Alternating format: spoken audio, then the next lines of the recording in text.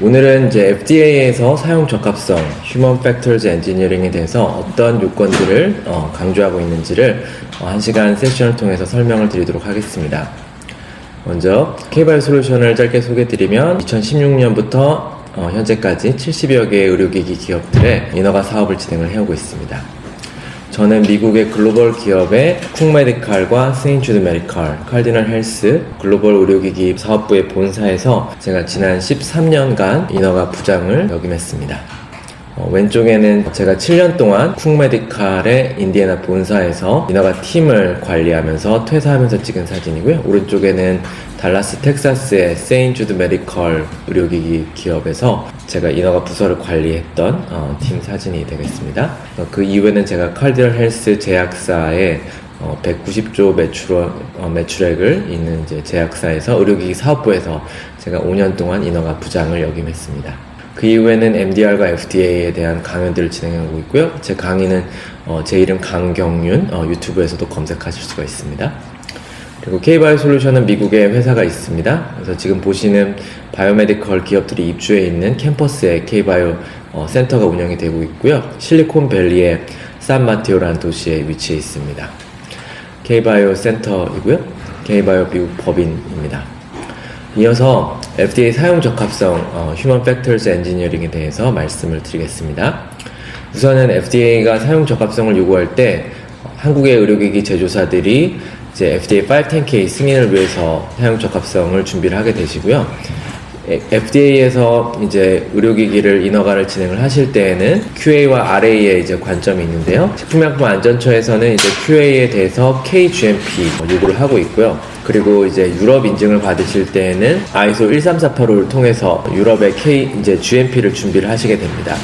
FDA 경우에는 이 GMP라는 개념이 FDA의 21 CFR Part 820 이제 한국에서 RA 규제과학 자격증 시험에서도 FDA QSR 규정 번호가 이제 종종 출제가 됩니다. 그래서 이 21 CFR Part 820은 암기해 두셔도 좋으시고요.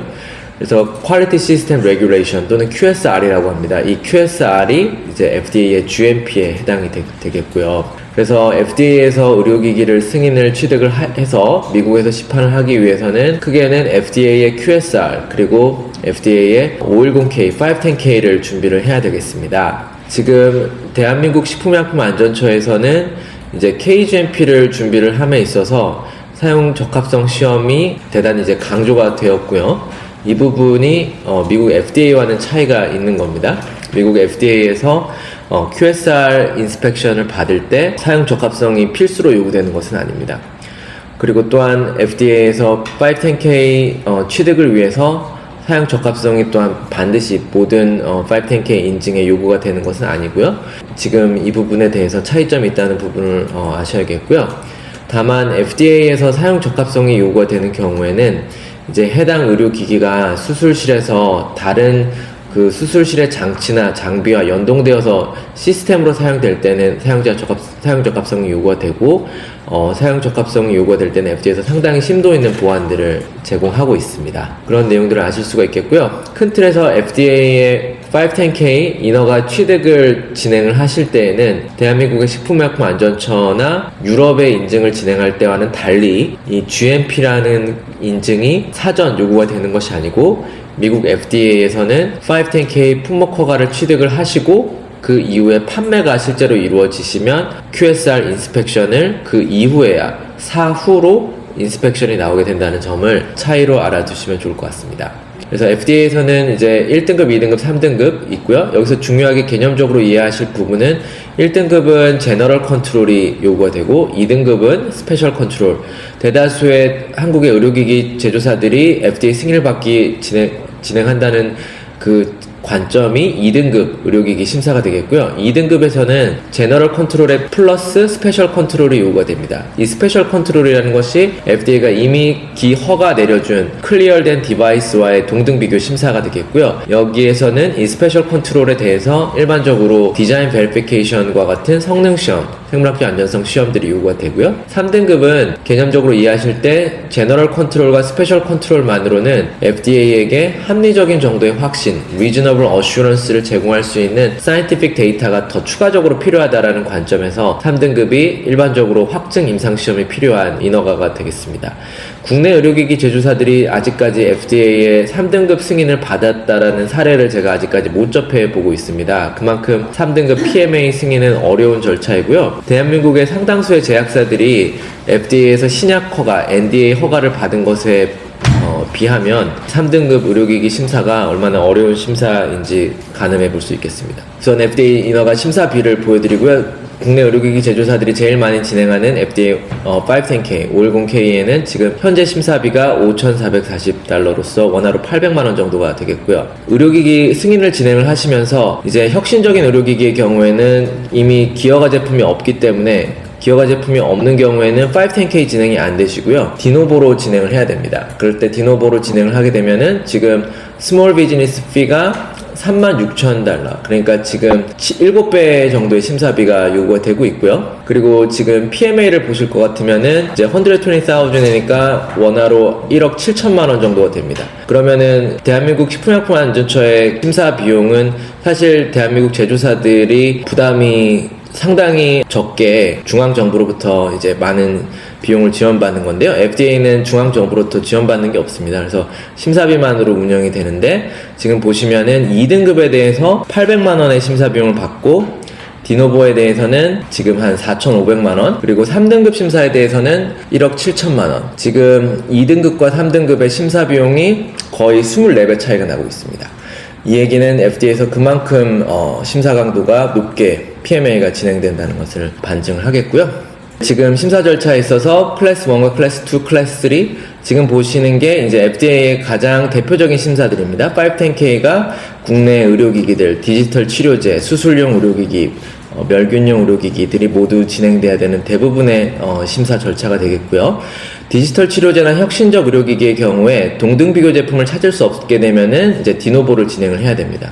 그리고 HD라는 것은 이제 별로 사용되지 않기 때문에 Humanitarian Device Exemption인데 별로 사용되지 않고 PMA도 3등급인데 심혈관용 스텐트라든지 DBS 제품이라든지 뇌 수술용 제품이라든지 아직 국내 의료기기 제조사들이 PMA 승인을 받지 못하고 있는 상황입니다. 그래서 대부분은 510K이기 때문에 이 510K 내에서 사용적 합성이 어떻게 요구가 되는지 이런 부분들을 검토해 보실 수가 있겠고요. 전체적으로 이 FDA 승인을 진행을 하실 때에는 처음에는 이제 처음부터 보통 시작해서 9개월 시점이 돼서 FDA 접수가 일반적으로 이루어집니다. 이 기간 동안에는 사용적 합성 시험을 진행하실 수가 있겠고요. 멸균용 의료기기의 경우에는 생물학적 안전성 시험을 진행할 수가 있고, 그리고 소프트웨어 테스팅, 밸리데이션 테스팅, 그리고 성능 시험들을 진행할 수 있는 기간이 되겠습니다.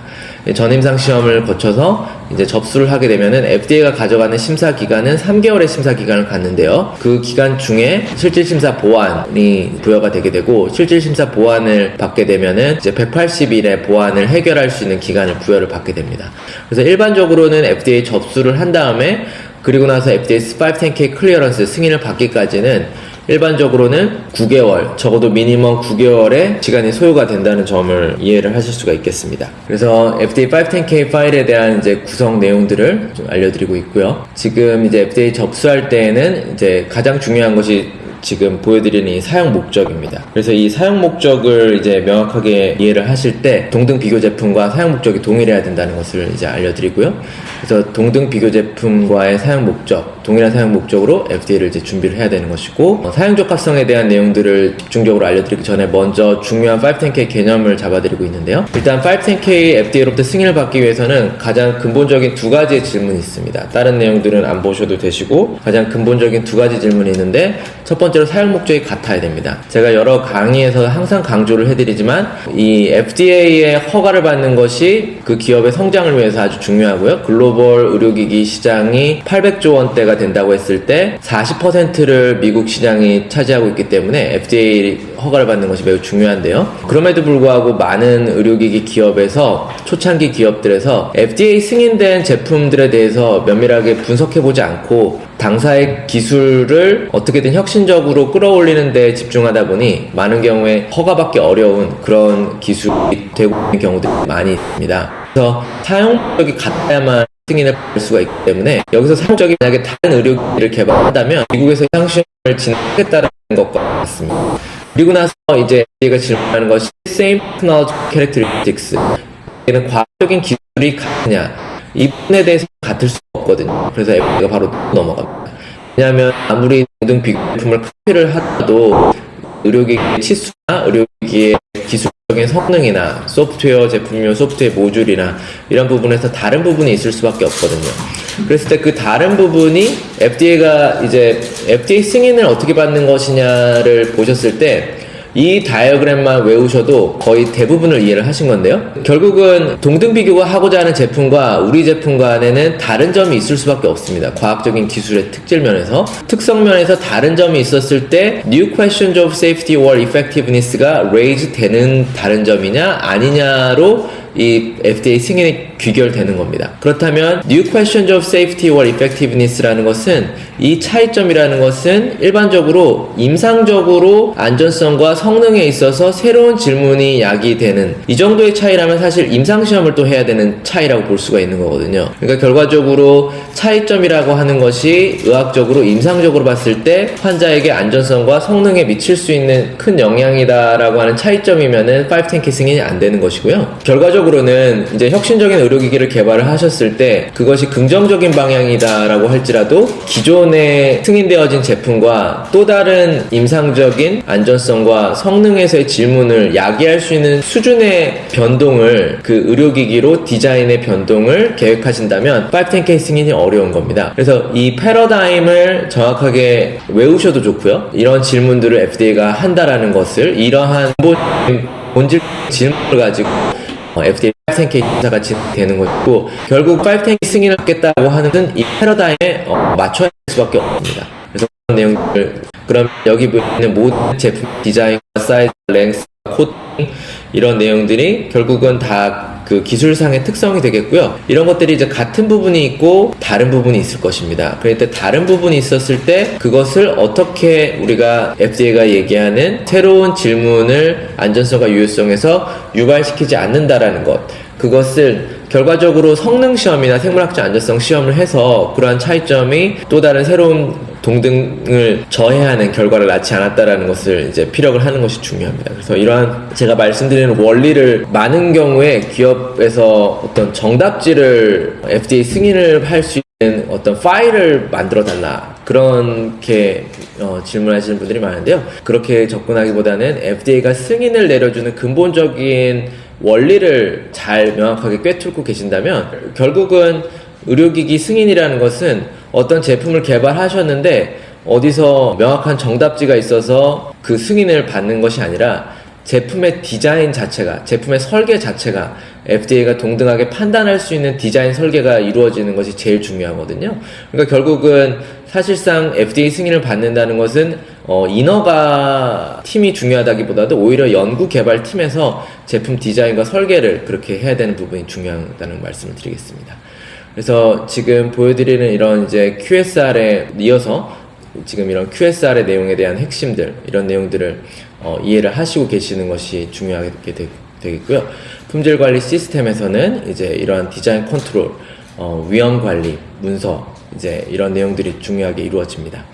그래서 이 QSR을 리뷰를 해드리면서 이 제품을 개발을 해서 결국은 완성을 시켜서 FDA 510K를 접수를 해서 이제 승인을 받으시게 됩니다.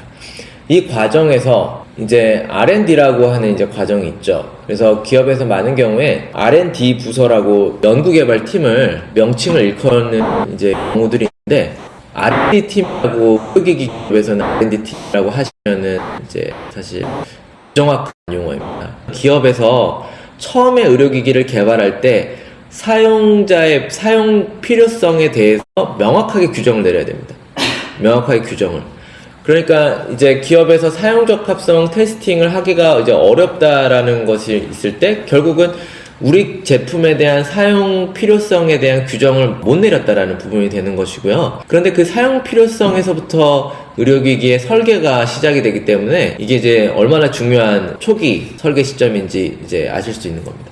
그래서 결국은 이게 사용 적합성은 또한 이거를 세분화해 보시면 사용 목적에서 시작이 됩니다. 사용 목적을 규정 내리고 거기서 사용 적합성이 나오고 사용자의 필요성이 나오고, 그러면 사용 목적과 사용자의 필요성을 충족하기 위한 디자인 입력을 설계하시는 거고요. 그러니까 결과적으로 기업에서 사용 적합성 이제 형성평가와 총괄평가의 근본이 되는 그 사용 적합성의 우리 의료기기의 기준에 대해서 이미 제품의 초기 설계 개발 단계에서 엄청난 검토와 기업의 경영진과 부장단에서 확정을 여기서 내려야 되는 겁니다. 이제 식약처에서 KGMP에서 요구하니까 이걸 하는 것이 아니라 처음부터 이제 아주 중요하다는 얘기죠, 개념적으로. 그래서 디자인 인풋 입력을 가게 되면은 과연 그러면 사용 목적과 사용 필요성을 달성시키기 위해 무엇이 필요하냐. 근데 이제 이걸 사용 필요성을 달성시키려면 이 의료기기가 시장으로 나가야 되거든요. 그렇기 때문에 인허가 기관에서 요구하고 있는 인허가 모든 기준들은 디자인 입력이 됩니다. 왜냐하면 그걸 충족해야지 사용자한테 접근할 수가 있겠죠. 그래서 그 식품의약품안전처의 품목허가 기준이라든지 FDA의 510K 기준이라든지 뭐 유럽 MDR 기준이라든지 이런 모든 기준들이 디자인 입력이 되고요. 그러면 그러한 디자인 입력을 달성시킬 수 있는 완제품을 만들어가는 과정이 설계 과정이 되겠고요. 그 설계를 통해서 결국은 이제 완제품이 만들어지면 그게 디자인 출력이 되는 것이고, 그 완제품이 만들어지면 제일 먼저는 기계적인 성능 시험들을 들어갑니다. 예를 들어 카테터를 만들었으면은 카테터의 이제 인장 강도 시험을 한다든지, 그 인장 강도의 장력 뭐 10N 이상이어야 한다가 원래 디자인 입력이었던 거죠. 소프트웨어면은 소프트웨어에 대한 IC62304가 디자인 입력이 됩니다. 그러면은 IC62304를 충족하기 위한 프로그래밍 코딩 작업을 하는 게 이 디자인 설계 과정이 되는 것이고요. 그럼 모든 소프트웨어가 완성이 되게 되면은 그러한 사이버 시큐리티, 사이버 보안 테스팅이라든지 소프트웨어에 대한 모듈별 테스팅이라든지 시스템 테스팅, 유닛 테스팅, 인테그레이션 테스팅이 다 이 베리피케이션 테스팅에 들어갑니다. 이제 짧은 시간 동안 이 휴먼 팩터즈 엔지니어링에 대해서 설명을 드리겠습니다. 우선 그 FDA가 그 용어를 한번 보실 필요가 있는데요. 여기 보시면은 human factors라는 단어를 썼습니다. human factors. 그래서 결국은 사람 user factors라고 쓰지 않았고요. 단어를 human factors라는 단어를 썼습니다. 그러니까 human으로부터 발생될 수 있는 리스크를 결국은 평가하라는 겁니다. human으로부터 발생될 수 있는 팩터들을 리스크를 접근하라는 것이 이 단어를 보시면은 FDA가 어디 생각이 어느 쪽으로 가 있는지를 이해를 하실 수가 있겠고요. 그래서 계속적으로 이 HF이라는 이 단어를 이렇게 쓰고 있습니다. 그래서 결국은 이 휴먼이라는 것은 이제 불완전하죠. 그래서 이 불완전한 휴먼으로부터 그 나올 수 있는 그런 리스크를 컨트롤하라는 것이 이제 그 FDA의 원칙이 되겠고요. 그 다음에 여기 보시면 일단 14971을 먼저 소개하고 있는데요. 그래서 결국은 이 사용 적합성이라는 것이 위험 관리에 의해서 이루어져야 된다는 것인데, 지금 이런 14971을 도입을 하실 때 FDA가 인정하는 14971과 MDR에서 이런 버전들이 다 상이할 수가 있기 때문에 항상 그 FDA로 진행하실 경우에는 FDA 데이터베이스에 가셔서 Recognized Standards 데이터베이스에다가 이 번호를 넣으셔가지고 그 개정판을 체크를 하셔야 될 필요가 있습니다. 그래서 결국은 FDA가 이 사용 적합성 시험을 설계하는 것을 이제 처음부터 서두에 강조하고 있죠. 그래서 FDA로 이제 제 의료기기의 사용에 있어서 어떤 사용 환경이 있고, 그 다음에 사용자가 있고, 그리고 인터페이스가 있죠. 이러한 세 가지의 그 팩터를 통해서 커렉트 유즈가 될 수 있고, 또는 유즈 에러가 생길 수 있다. 이런 관점. 결국은 그 사용 적합성을 설계를 하실 때 유저 인바이러먼트와 유저와 유저 인터페이스, 이 부분을 설계를, 이게 이제 FDA가 그 사용 적합성에 대해서 보안이 나오는 걸 보면은 어떤 포맷을 FDA가 요구를 하지 않고, 이게 얼마나 유저 인바이러먼트가 시뮬레이티드 인바이러먼트를 치밀하게 설계를 했는지, 그런 부분을 이제 보게 됩니다. 그래서 그 FDA 사용 적합성 준비를 어떻게 준비하는지에 대해서는 FDA가 요구하는 포맷인 것이 아니라 그 얼마나 그 치밀하게 설계가 되었는지, 먼저는 그 사용 적합성의 그러한 해결들을 연동시키는 해결들을 다 분석을 이제 하고요.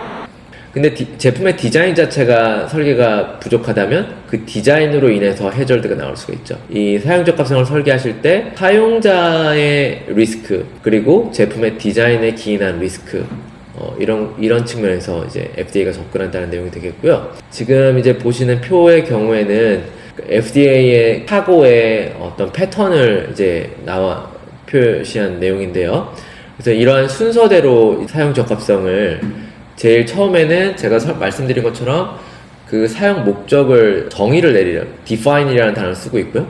그래서 이걸 확정을 시켜야 됩니다. 그래서 사실상 의료기기 기업들이 사용 적합성 리포트를 어떻게 작성해야 됩니까? 라는 질문은 사실상 어떤 면에서는 해서는 안 되는 질문이, 왜냐하면 사용 필요성, 사용 목적, 그 사용자에 대한 그 범위 이런 것들을 의료기기 설계 개발에서 제일 처음에 다 기업에서 확정 짓고 규정을 해야 되는 거고요. 그게 확정이 되어 있다면 사용 적합성 리포트가 거기서부터 설계가 들어갈 수가 있는 거죠.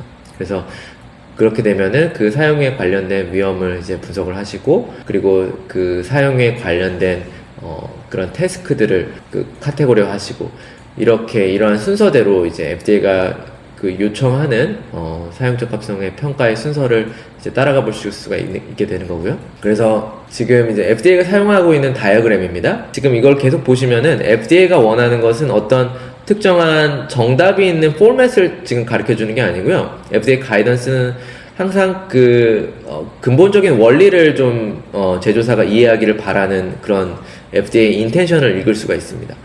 지금 이걸 보시면은 사용하는 사람들은 어떤 이제 사용에 대해서 지각을 하게 되죠.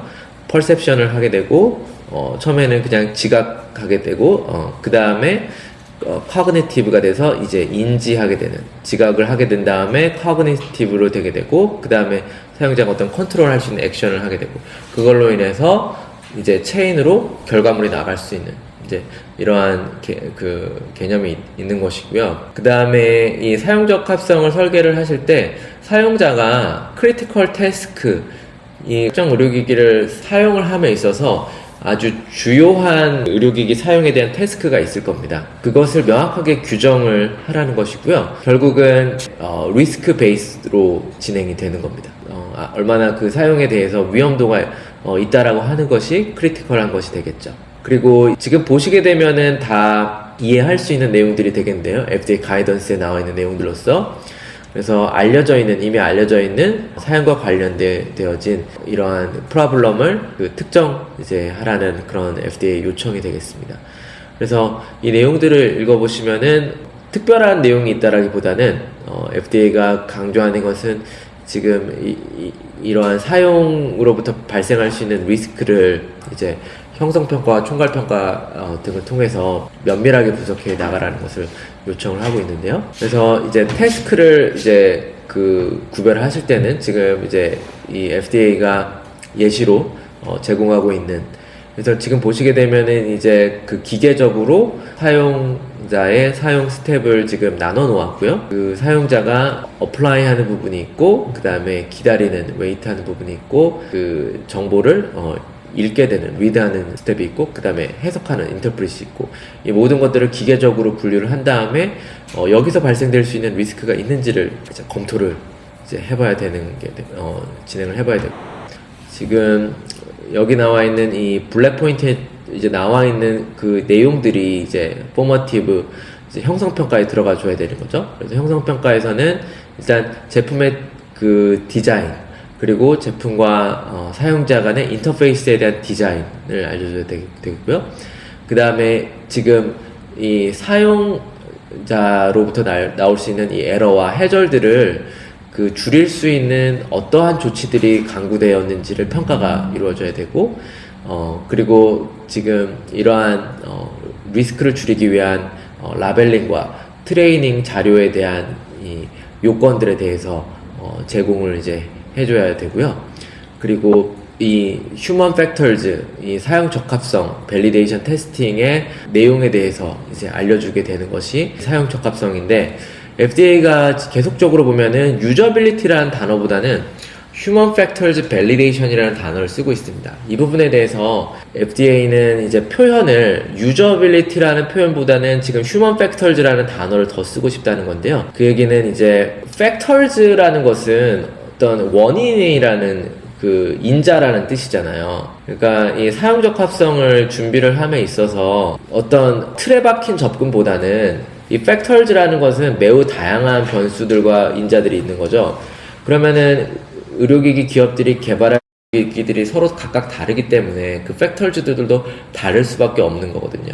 그래서 어떤 정해져 있는 틀에 우리 의료기기의 사용적 합성을 끼워 맞추는 것이 아니라 우리 의료기기의 팩터즈를 제대로 분석해서 거기에 맞는 사용적 합성이 이제 준비가 돼야겠죠.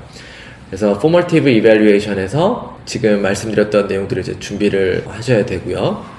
예, 그래서 지금 이미 이제 아시는 내용들이 될 수가 있겠고요. 그래서 이러한 이제 유즈 시나리오들을 제대로 이제 분석해 놓고 이제 실제로 참여자들에 대해서 구체적으로 내용들을 정리를 해 놓을 필요들이 있습니다. 그래서 이 결국은 지금 말씀드렸던 형성 평가에서 이 사용과 관련한 이 해결들을 어떻게 하면 줄일 수 있는지에 대한 이러한 그 평가들이 이루어져야 된다는 내용이 되겠고요. 그래서 이러한 사용과 관련된 해결들을 제거하고 이제 리덕션이 되었다라는 것이 형성평가의 결론으로 이제 나와줘야 되는 것이고, 계속해서 보시면은 유저빌리티라는 단어는 찾아볼 수가 없고 이제 계속해서 휴먼 팩터즈 밸리데이션이라는 표현을 쓰고 있습니다. 지금 휴먼 팩터의 그 검증 사항, 그래서 휴먼 팩터는 결과적으로 다양한데 또한 테스트 파티시펀트라는 단어를 쓰고 있어요. 또 유저라는 단어를 또 안 쓰고 여기 또 파티시펀트라는 단어를 썼는데요. 결국은 이제 파티시펀트라는 거는 약간 유저보다는 광범위한 뜻이 될 수가 있잖아요. 참여한 사람들은 의료기기를 사용한 사람보다는 약간 폭이 넓다고 볼 수가 있겠죠. 그래서 지금 FDA의 사고를 보시게 되면은 이 의료기기에 대해서 광범위하게 그 원인들을 최대한 실질적으로 분석을 해달라. 그래서 그 인터페이스에 대한 내용들을 계속적으로 강조를 하고 있습니다. 그리고 이제 sufficiently라는 표현, 그러니까 충분한 고찰이 이제 이루어져야 된다라는 표현이 되겠습니다. 이어서 이제 계속적으로 그 시뮬레이션이 되어진 휴먼 팩터즈 밸리데이션이 돼야 된다고 하고 있고요. 지금 유저라는 단어 대신에 지금 다시 또 테스트 파티시펀트라는 단어를 참여자라는 뜻으로 팩터즈, 휴먼 팩터즈하고 연관 지어서 이렇게 강조를 하고 있고, 말씀드린 것처럼 일반적으로 FDA에서 요구하고 있는 것은 이제 15명의 그 이제 MD, 15명의 간호사가 이제 참여해서 수술용 의료기기인 경우에는 이제 사용적 합성이 시험이 되어야 될 필요가 있겠습니다.